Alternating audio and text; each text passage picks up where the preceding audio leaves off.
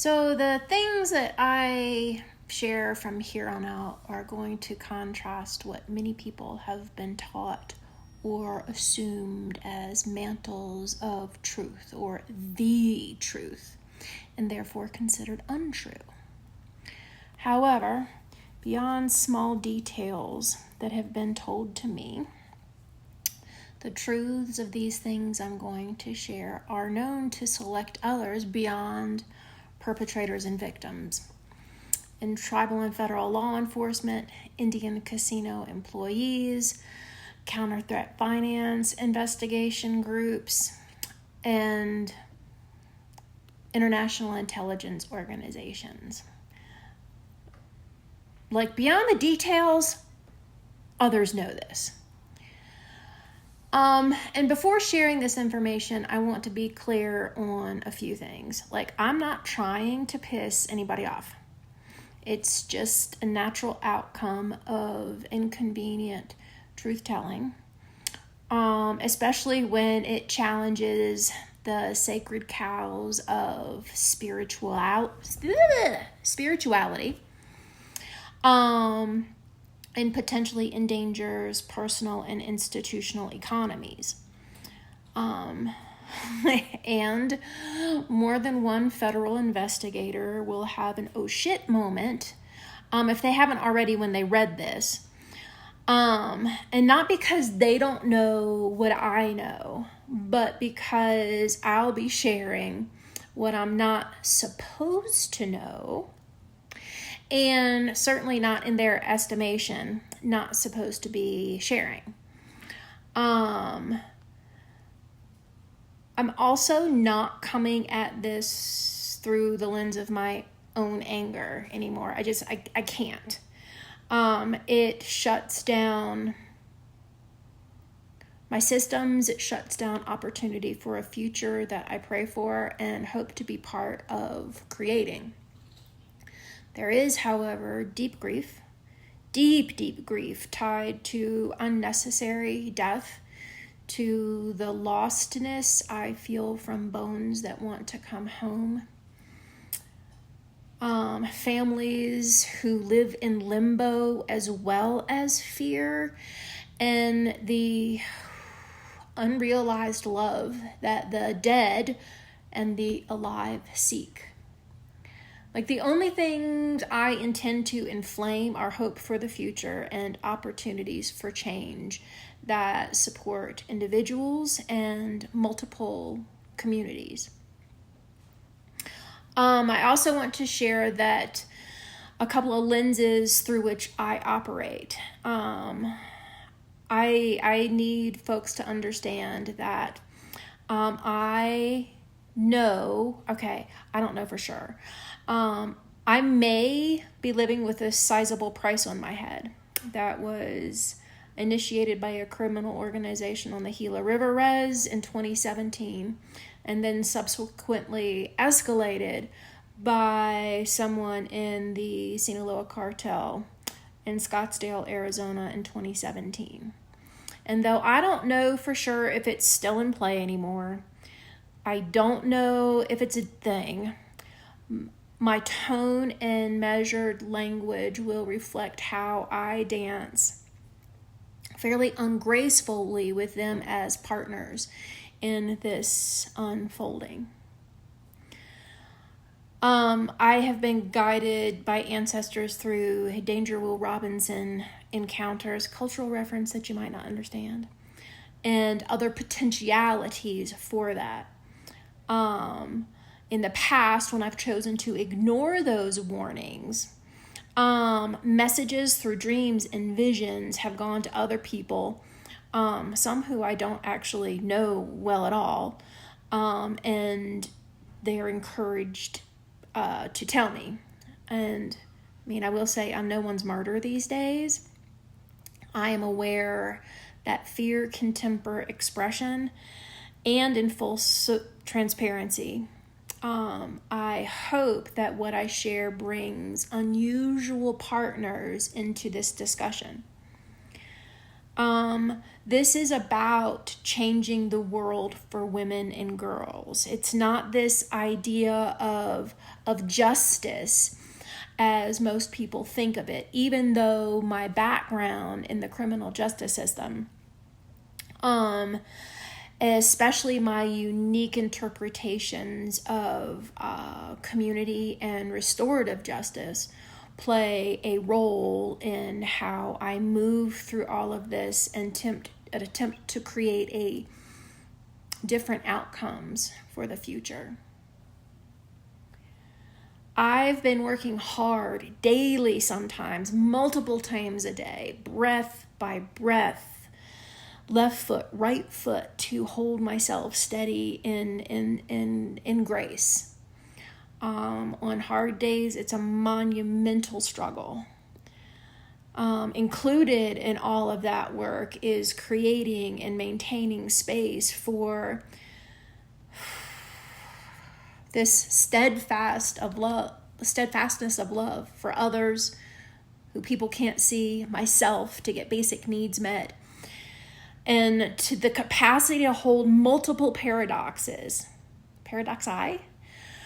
in the heart. I use my own words and my own language not to appease others who believe I should appear in a particular way or not appear in another. Just know, I am a unique individual with distinct and purposeful relationships with the invisible world. I have permission to name the deceased and openly describe the relationships that span multiple cultural and religious contexts. This aspect of the work is also driven very purposely by the divine. Like, I am pushed literally and metaphorically. There are very few people on the planet who understand these kinds of relationships, and I'm not going to expend my energy defending them, though I'm very glad to explain them and teach them if people will ask questions. Not that anyone does, but the option is there. Especially as there is this resurgence of new estranged beings seeking reconnection and the human interest in doing so. I am also profoundly aware how white folk have distorted truths of indigenous peoples and the nature of nature herself in storytelling and their own myth making. There is no distortion here. None. I recognize in more ways than one the challenges that arise when an ideal past meets the truth and the, I'll call it, modernity that contrasts it.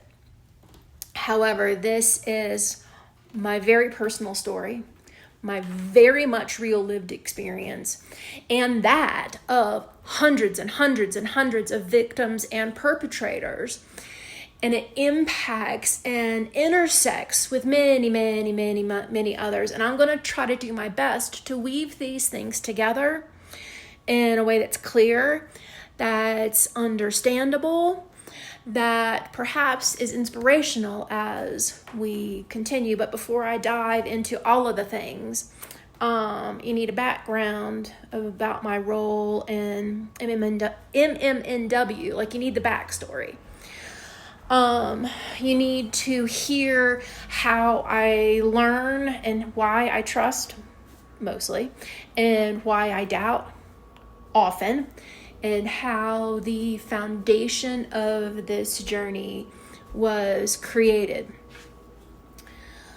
It was only after I began living on the road, crossing the paths of places and people that I had no connection to as Ingrid Oliphant, that I could see how the memories of those who had come before me come into me in 2014 affected my way of being. There was nothing static about this, and learning like how those memories allow me to sing in languages I have never heard, and how I can move instinctively in circumstances where I have no spiritual or intellectual training. Shit just shows up and I know what to do. It's why I'm called to places around the globe. Can be in the middle of the desert and know that a rock needs her name back, and know which mountains or tribe is hollering, "Where have you been?" Or saying, "You're home, you're home," even when I don't know what they mean.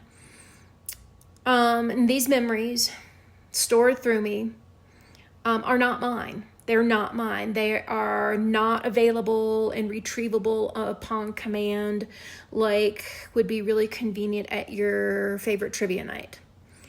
They are specific to peoples, to physical spaces, to communities beyond those physical spaces, and they don't live up here in my mind, but they are in my marrow. They float in my blood. And when circumstances call for it, they act as muscle memory. They allow me to see and feel lostness through the consciousness of others from long, long ago. And they are a reminder to me, although I forget this a lot, that I am not alone.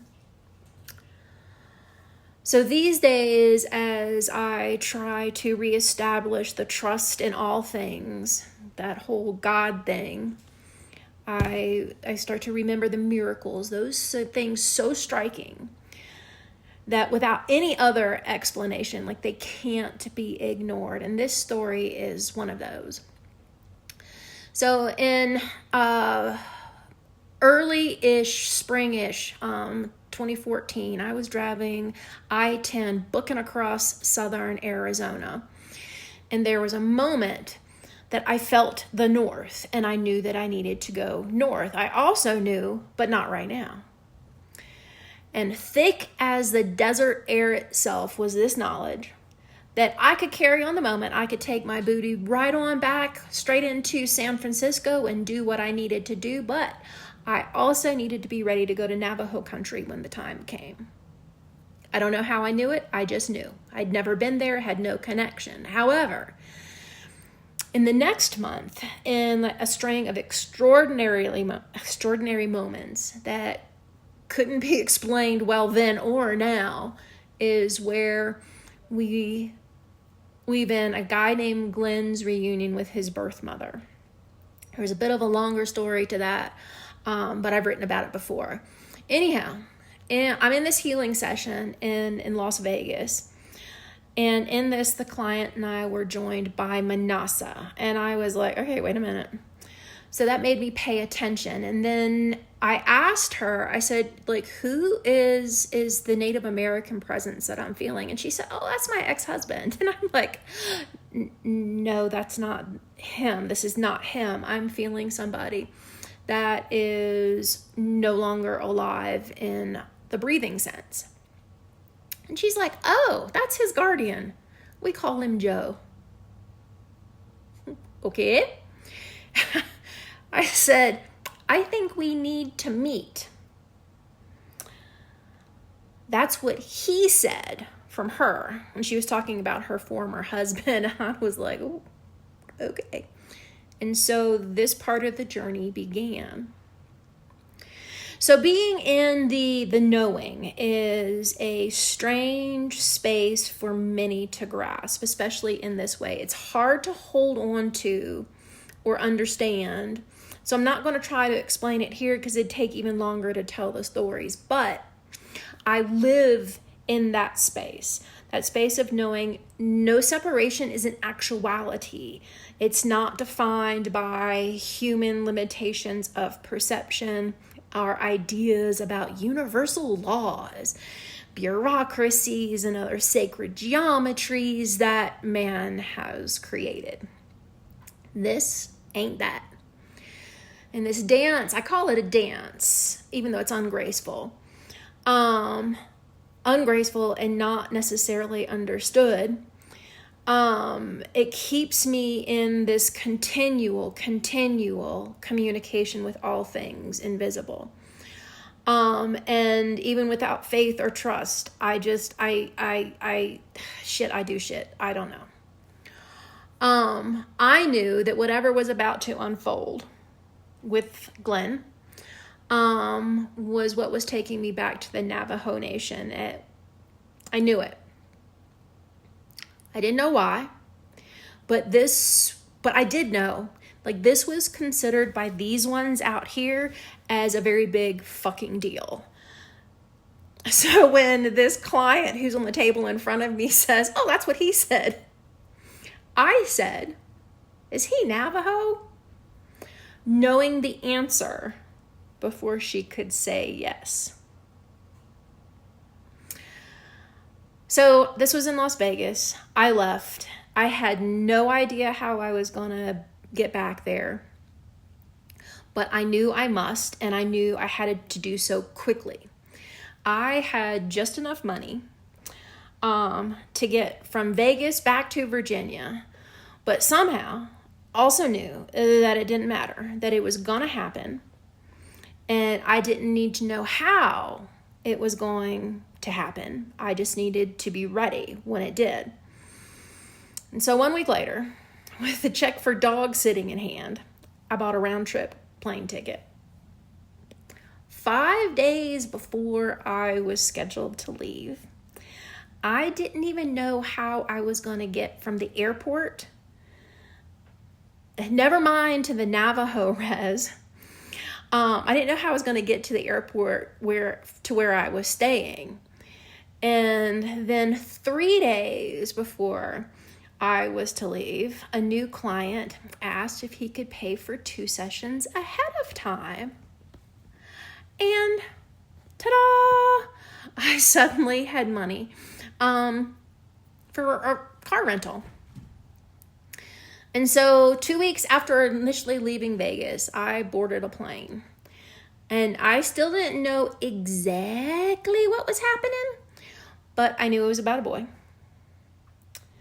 And then the day after, I guess, I got there, I knew that boy was now a man, and that man was the one with whom I'd only had one telephone conversation, and it was short at that. I'd never met him. 2 days after that, I met him for the first time and said out loud, I've been known by many names over many lifetimes. This time, I go by the name Ingrid, and I am here to bring you home. That just flew out of my mouth. I hadn't practiced it. I didn't know what was happening. And then he says, okay. Like, who does that?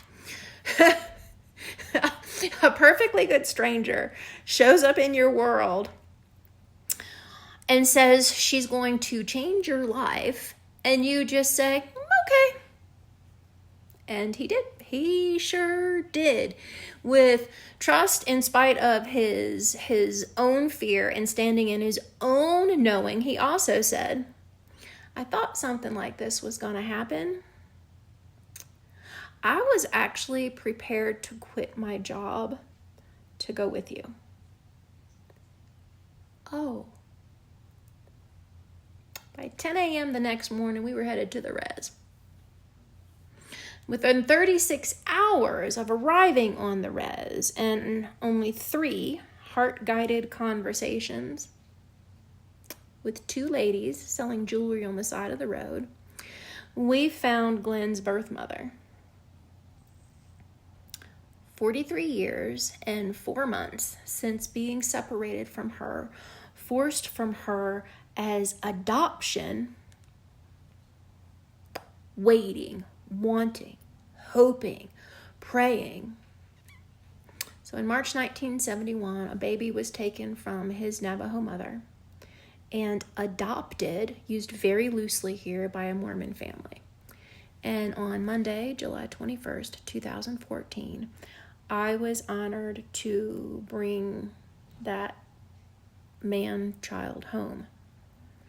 43 years of waiting to be seen, to be recognized, to be heard, to be loved, to know family. 43 years for a fractured family to be brought together. 43 years for a prayer to be answered.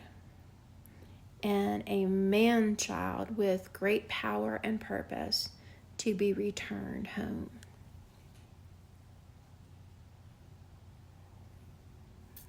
So it took us 5 hours to get to Tuba City. And we're in the car, we're talking. In my head, I'm wondering how wrong I could possibly be. Because this was either on the spot right, or so far off base that I may as well have been on the moon. And in my heart, there wasn't all of that doubt, but like my mind was like, this is nuts. This shit cannot be happening. And yet, there we were, rolling through the shimmer heat of the desert,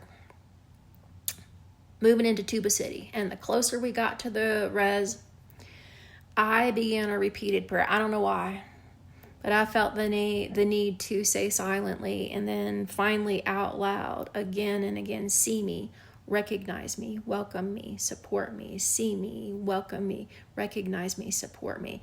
Like as the wheels turn on the car, those words just came again and again and again.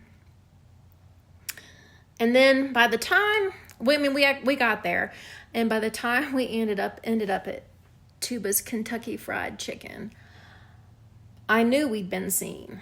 What came was a flood of energy, something so entirely unfamiliar with an intensity that frightened Glenn and nearly knocked me right on my ass in the middle of Kentucky Fried Chicken. There were individuated energies, and I could feel them separately, and I could feel this other collective, this force of nature that I couldn't give words to. I couldn't speak. I could literally shake as I tried to find my ground or something resembling like a center. So I ran out to the parking lot just so I can catch a breath. And I was scared as shit, but I was going to meet whatever was coming. I walked out there and tried not to pee myself, trying to hold some footing and find something resembling breath.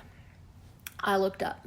I looked straight up, and there is a bank of clouds rolling with me with like purpose. I didn't know what the purpose was.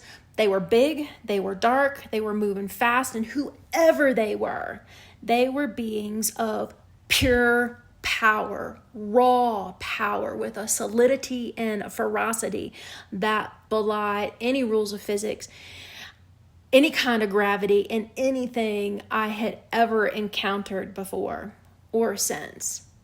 And their weight and their ferociousness they carried made me feel like lightning was going to jump from me to them in the sky. I was just like, oh shit. In their presence though, my fear rose to meet their ferocity, and there was nothing but deep, deep humility and a recognition of some purpose that I did not understand then. I also knew they didn't show themselves or don't show themselves to just anyone, to just anything. And in that moment, I was not just Ingrid. Whatever we were doing in Dineta was more than a reunification of mother and son. It was the beginning of something that I could not imagine ever and would only get glimpses of through the next 3 years when the MMIW work started in full. But anyhow, then I walked back into the restaurant trying to return to some kind of normality of cold fried chicken, fake mashed potatoes, And Glenn's look of concern. And I was like, we have definitely been seen. It was only years later, as I'd wandered again through Navajo country for however many times it was, on what I thought was a different mission, did I come to know these powerful energies that greeted me, if we can call it that, as thunderbirds, as a very large flying rock. Most of us know as shiprock. Changing woman, whose name I'm not going to try to pronounce, and who is very active in my world these days, but also big water creature, and the monster slayer, who I'll mention again in a little bit. And others I have yet to identify and may never. I was back on the res the following October. I was back in Navajo land after the Navajo Creation Stories Monster Slayer interrupted a regular old telephone call I had with somebody while I was in, where was I? Sonoma, California. He did not give a specific map, but he showed roads and areas that I was already familiar with. And those 3 months prior, when I was taking Glenn to his mom, I had circled them on a Rand McNally map without having any idea why. It was an intuitive thing. But anyway, in this shared vision with the person on the other end of the phone, he showed me as a white horse flying to lift like this blanket of darkness off the nation. He didn't show what the darkness was. He didn't tell me. He didn't say what to do. He didn't tell me what I was being asked to do. It was only go. And there was no inner compulsion like there'd been on trips before. There was no, what this was a command that I did not understand, but I knew that I could not, I must not say no to. And I mean, within days, I packed my stuff back up in the Mini and was back on the road heading to the Navajo res, waiting to see where the car, so many stories about my old car and spirit, would lead. Then in a couple of days, I left Shiprock and I turned left.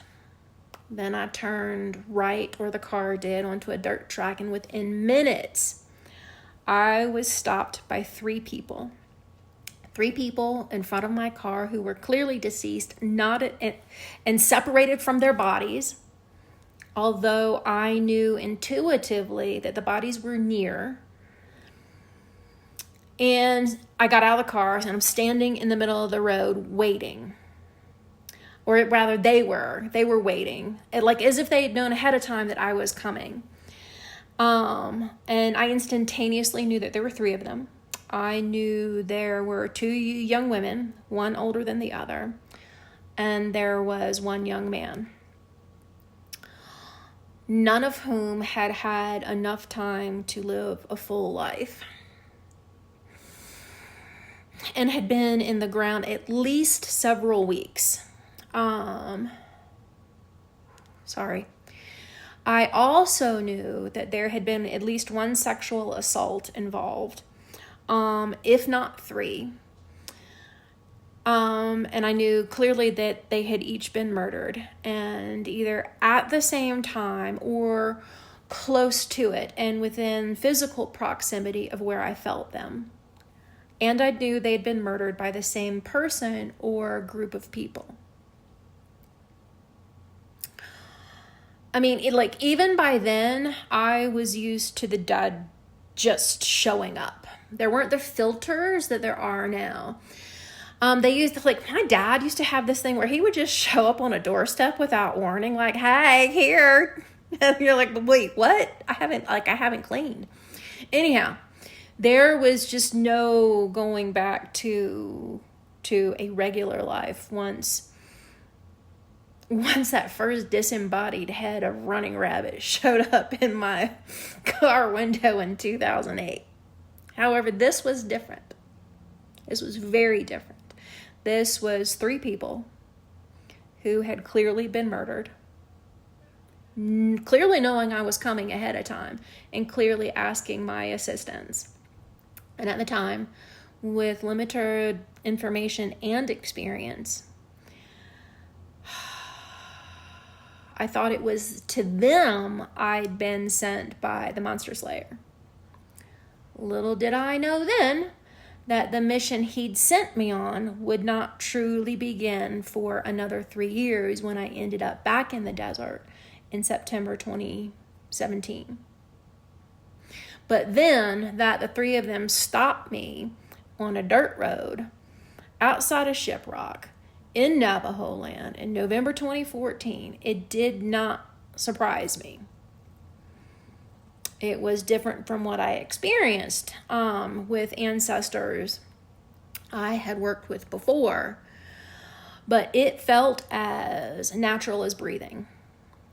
There was no shock. There was no sadness. There was no grief. There was merely a familiarity. I sat in the car and I tried to listen to them, but hearing nothing and repeating, show me.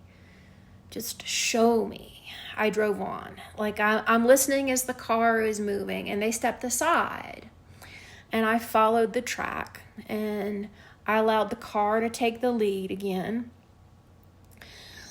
And I turned, a car goes left. And then laying next to the road was a mattress, queen size regular old mattress, and a computer data storage unit, CPU, gaming thing, whatever. And it was clearly not trash that had been fallen out of a truck on the way to the dump, but it had been intentionally dumped there to be rid of. And I knew that it was directly associated with those 3 murdered young people. I took a breath. I spoke to the mattress and to the computer, along with those 3 young people, and I told them I'd find help. And doing what any self-respecting former officer of the court would do, I headed directly to the police station at Shiprock. And I was met by a female lieutenant who, in so many unsaid words, told me to fuck right the fuck off, with a tone that was, mind your own damn business, white lady. And I was like, fuck you say? Like, I was not expecting a Leaphorn and cheese story to unfold, but hello.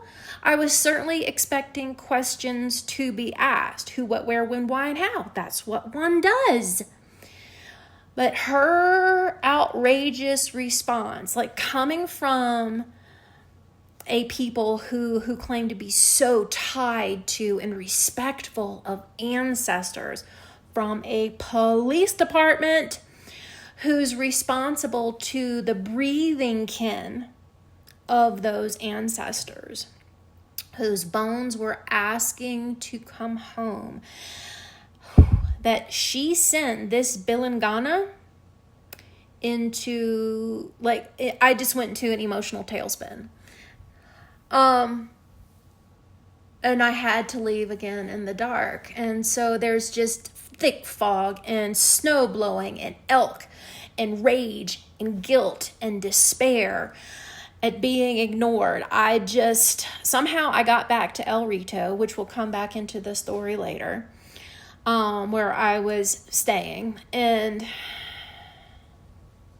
I took a couple of days after I lost my shit repeatedly, found my ball sack, changed my tack, and went back to the res. This time, I went to the Crown Point Police Department instead of Shiprock. I headed to Crown Point.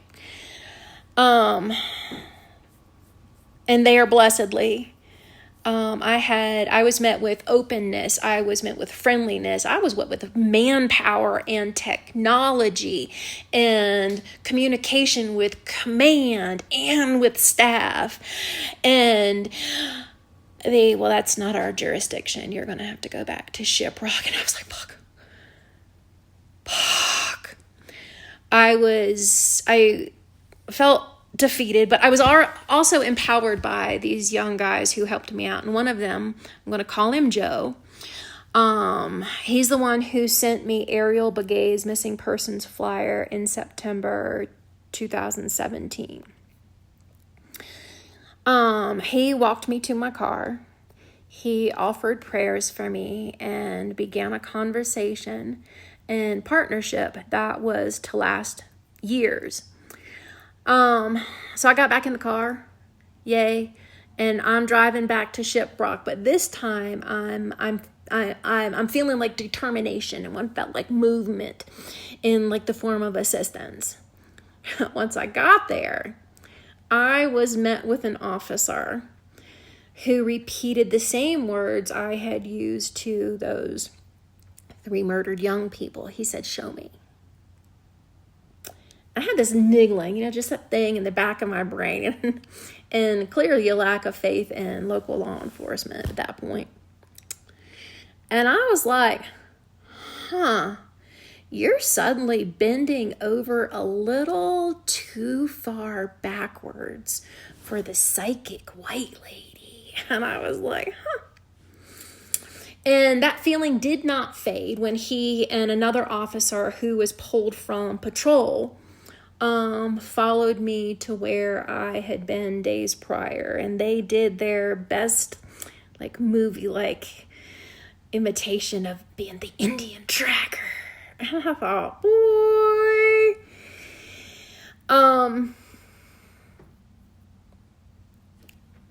it wasn't real. And they ignored the significance of the nothing but burned coils left of that mattress and a cold puddle of melted fucking plastic computer equipment. A fact that was not lost on me, particularly since the only people I told about that happened to be cops at the Shiprock police station. It was clear to me that someone had heard and then had gone back to burn whatever evidence those 2 things contained.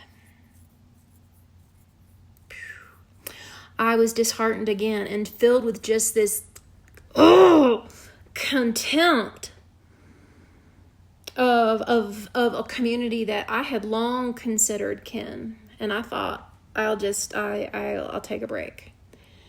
I'll leave it all alone. But I just kept getting called back to Navajo country again and again and again by hawks and mountains and stand and stone. Like they came twice a year until I went to Standing Rock. And they actually came while I was at Standing Rock, but once I was there, I was not gonna leave. So these are merely a few striking examples of why I came to trust when I was sent somewhere, knowing that somehow it had a purpose, and I didn't necessarily have to understand it, but I must follow it. And shit, y'all, I would argue, I'd cry, I would bitch. I was wondering how the fuck I would eat. How is gas? How am I going to get gas? But every single time I went. And so that's why I went to the desert, to bring home a young woman who'd been disappeared in 2017. I didn't have to understand it, but I did have to trust it. And when they said, go now,